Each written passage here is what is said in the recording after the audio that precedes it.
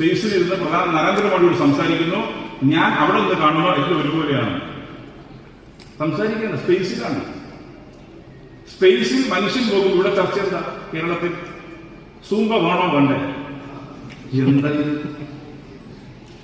ഈ സൂംബ വേണ്ട എന്ന് പറയുന്ന മതപണ്ഡിതന്റെ കീശയിൽ ഇൻസ്റ്റഗ്രാമും ഫേസ്ബുക്കുമാണ്. അങ്ങനെയുണ്ട്. സൂംബ ഡാൻസ് സൂംബ എന്താ?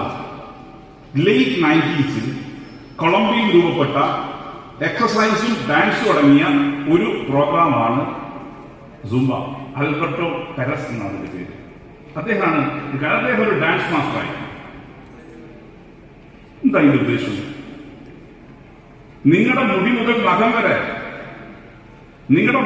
നഖം വരെ അതിന്റെ ഭാഗമായി വ്യായാമത്തിൽ ഏർപ്പെടുന്നു. പറഞ്ഞു വരുന്ന മെഡിക്കൽ സയൻസിലെ അതോറിറ്റി എങ്കിലും അത് കൃത്യമായി 1 മണിക്കൂർ ചെയ്താൽ 700 കലോറി ബേൺ ചെയ്യുന്ന പറഞ്ഞ അതോറിറ്റി ഒന്നല്ല കേട്ടോ, മനസ്സിലാക്കിയ കാര്യമാണ്.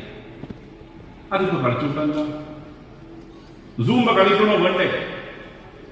ഞാൻ ഒരു കാര്യം അടിവരയിട്ടെന്ന് പറയുന്നു, മതപണ്ഡിതന്മാർക്ക് അഭിപ്രായം പറയാം. അതിനപ്പുറത്ത് മതപണ്ഡിതന്മാർ പറഞ്ഞാൽ പോയി പറയണം നോക്കുന്നു പറയുന്നത്. ഞാൻ ഈ സദസ്സിന് മുമ്പാകെ ബഹുമാനപ്പെട്ട ശിവൻകുട്ടിയോട് പറയുന്നു, ശക്തമായി മുന്നോട്ട് പോകണം. ഒരു മതപണ്ഡിതന്റെയും ഫത്വയുടെ മുന്നിൽ കേരളം കീഴടങ്ങാൻ പാടില്ല. കേരളത്തിന് മതനിരപേക്ഷതയുണ്ട്. ആണെന്ന് പറയാണ്ട് കളിക്കാൻ പറ്റില്ല. ഇതാരേ ചെന്നൈ സൂംബ കളിക്കാൻ പാടില്ല. ആൺകുട്ടി എവിടെയാണ് അല്പവസ്ത്രം? ഞാൻ എല്ലാ വീഡിയോസും വളരെ ക്ലോസിൽ മോണിറ്റർ ചെയ്തു. എവിടെയാണ് അല്പവസ്ത്രം ഉള്ളത്? ആരാണ് അല്പവസ്ത്രം ധരിച്ച് തുള്ളുന്നത്? എന്തിനാണ് ഗവൺമെന്റ് അത്തരത്തിൽ തീരുമാനമെടുത്തത്? നമ്മുടെ ക്യാമ്പസുകൾക്കകത്ത്, നമ്മുടെ സ്കൂളിന്റെ പരിസരത്ത് കുട്ടികൾ വഴിമാറി സഞ്ചരിക്കുന്നു.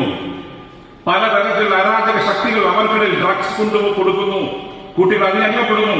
ആ കുട്ടികളെ റീറൂട്ട് ചെയ്യാൻ 2 മാർഗമാണ് സർക്കാർ കണ്ടെത്തിയത്. 1 സ്പോർട്സിലേക്ക് വഴിതിരിച്ചു വിടുക, 2 ആർട്സിലേക്ക് വിടുക. ആ സ്പോർട്സ് ആക്ടിവിറ്റീസിന്റെ ഭാഗമായി റിലാക്സേഷന് വേണ്ടി, റിലീഫിന് വേണ്ടി കുട്ടികളെ കൊണ്ട് സൂംബ കളിപ്പിക്കുമ്പോൾ ചിലത് വന്ന് പറയാ ഇവിടെ പറ്റില്ല. അതിനൊന്നും മുന്നിൽ ഈ നാട് വഴങ്ങാൻ പോകുന്നില്ല. ഈ നാടിന് മഹിതമായ മതേതര പാരമ്പര്യമുണ്ട്. ചില മതപണ്ഡിതന്മാർ ആദരിക്കുന്നു, ബഹുമാനിക്കുന്നു. പക്ഷെ എല്ലാത്തിനും അഭിപ്രായം പറയണ്ട. അഭിപ്രായം പറഞ്ഞു, പക്ഷെ അത് കേൾക്കണം എന്ന് പറഞ്ഞ് വാശിപ്പിക്കാൻ പാടില്ല. ഇതല്ലേ ഉണ്ടായത്? ഇപ്പൊ ചർച്ച അതല്ലേ? ബഹുമാനപ്പെട്ട മന്ത്രി അസന്നിഗ്ധമായി ശിവൻകുട്ടി പ്രഖ്യാപിച്ചു, ഞങ്ങൾ മുമ്പോട്ട് പോകും. എന്താ കുഴപ്പം?